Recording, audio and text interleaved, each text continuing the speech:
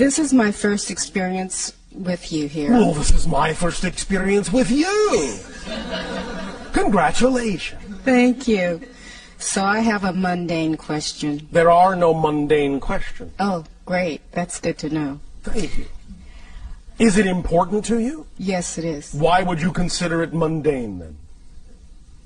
Because I felt like everyone else was asking questions that pertain to Big other cosmic issues. Yes, and I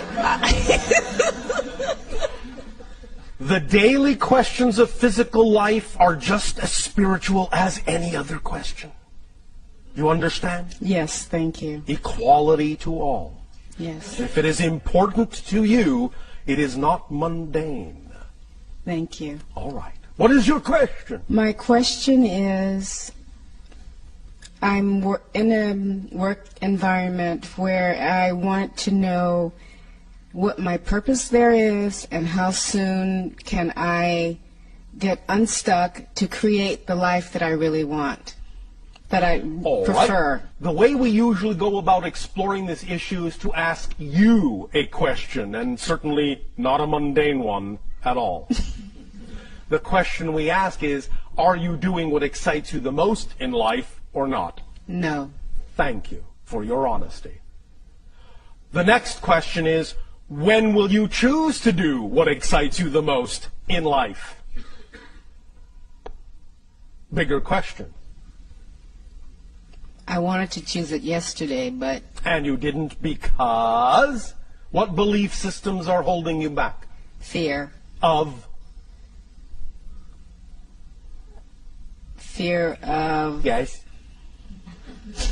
Fear of what?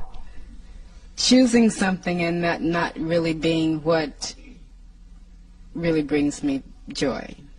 So you're saying that if you choose something that excites you, you might actually be choosing something that doesn't excite you. Well, my challenge is Yes. choosing something that excites me, because it may excite me. Why is that a challenge? It's easy to do. Yes, okay. Do you believe that? Obviously not. No. All right.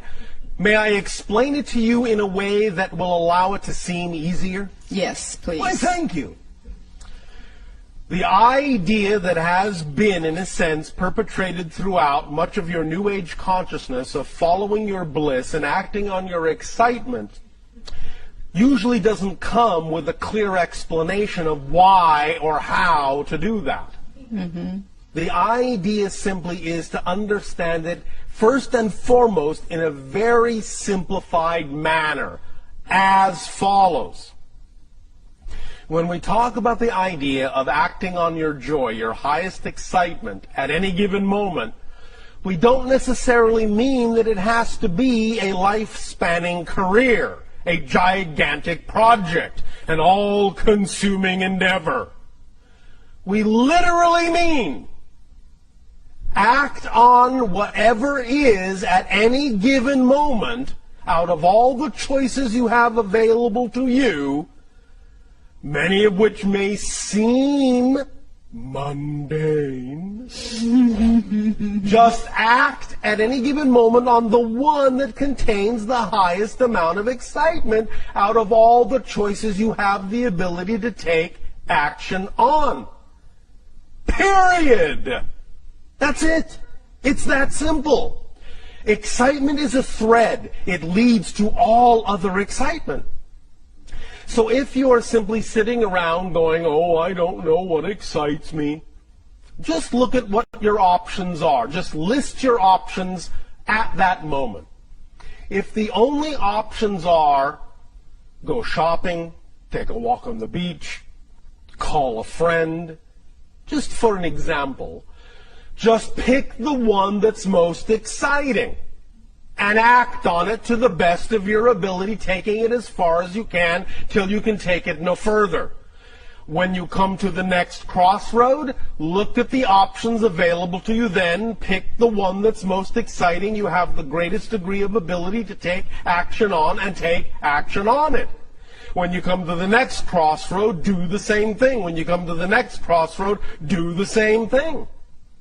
the excitement that you follow will automatically draw you into a series of synchronistic events that will constantly accelerate and expand your ability to experience excitement, and constantly accelerate and increase your ability to experience that your excitement will actually be capable of supporting you in your life if you keep moving in that way.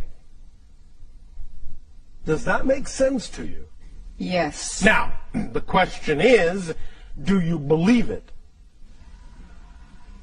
Because the idea is that when we, first of all, offer the idea that all you have to do at any given moment is simply choose out of the relatively normal options available to you, if you can't think of any all-encompassing excitement, if you just choose the most exciting option out of whatever is available to you and act on it, when we offer that suggestion up, very often the first thing that comes out of the human mind is, but that's not connected to this, or how can that support me? I don't understand.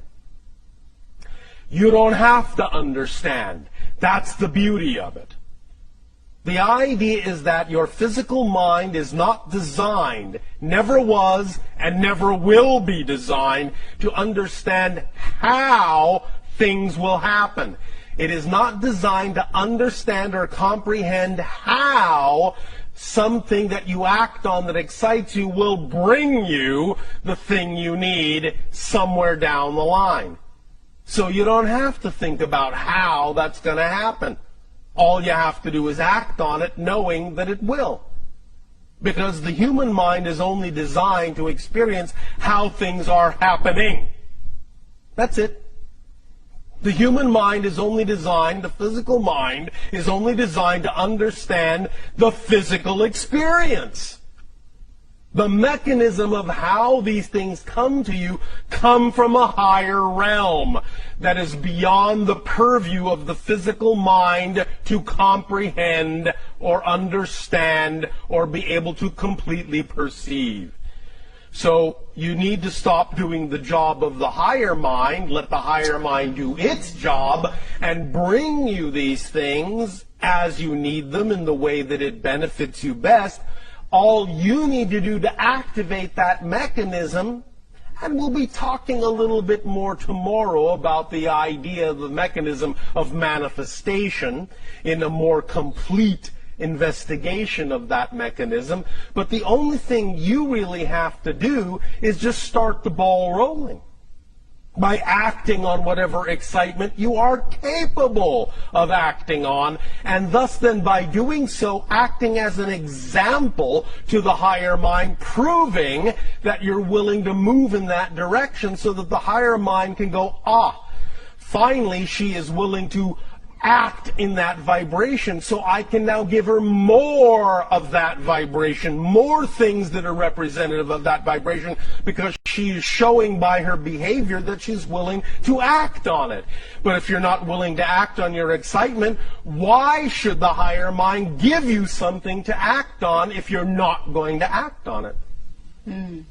You see, you have to clear the space by acting on what you are capable of acting on before you make room for something bigger to come in. Because if you're not going to act on what you've got, well, higher mind is not going to do pointless things and give you things you're not going to act on. So you simply stop the whole process of your excitement expanding. Does that make sense mechanically? Yes.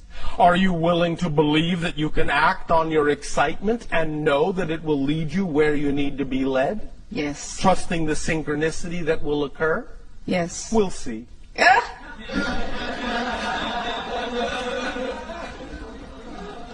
But that's the basic explanation of how it works. So when you say you have a difficult time figuring out what excites you, I apologize, but we actually don't believe you. Because it's really simpler than you think. You're just having a difficult time understanding a clear definition of excitement and following it. You follow? I do follow. I think the other part of that is because if I'm in a work environment and Yes. my excitement may be not to be there, then leave.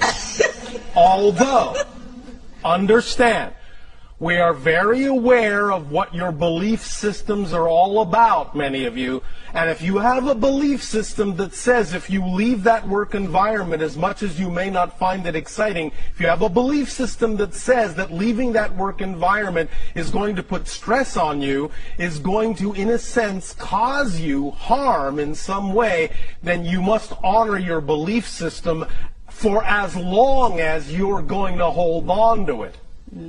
But at least take the steps you can take. At least take the steps of acting on your excitement that you are willing to take. And the more you do that, the more your excitement will prove to you that it can support you as well. And the more it shows you it can support you, the more you'll be willing to let go of those things you don't prefer. So you can do it at your own pace. Don't dishonor your belief system. You can jump off the cliff, but only if you believe that you actually will fly. Otherwise, I would suggest you're in for a very hard landing. So don't dishonor your belief system. Don't just think, all right, I'll just throw caution to the wind and ignore my beliefs. That will always get you smacking into that brick wall we're going to talk about tomorrow. But the idea is that when you work with your beliefs and understand why you have the belief that you can't be supported in something that you love as opposed to something you don't love, then when you work with those beliefs, you can change them. And the more you change them, the more you will relax into understanding how your excitement can, in fact, support you. One very strong exercise that I would always suggest to many of you, because it is based in your own reality, so it has more opportunity to stick in your mind, is to look at examples in your world of people that are making a living, in fact making a wonderful living, being supported by doing nothing but the thing that excites them the most. Because I guarantee you, when you look at them and understand how they're doing that, you will understand that if they can do it, you can do it. There is nothing special about them in that context. If you can see it, if you can attract into your reality an example of someone acting on their joy and being supported in their life by doing so, if you could have attracted that example into your reality, if you are capable of even perceiving it, that means you are capable of living it. Otherwise, you wouldn't have been capable of perceiving it, because reality doesn't do pointless things, and you cannot perceive what you are not the potential vibration of. You follow? Yes. Does this help? Yes, thank you very much. Thank you.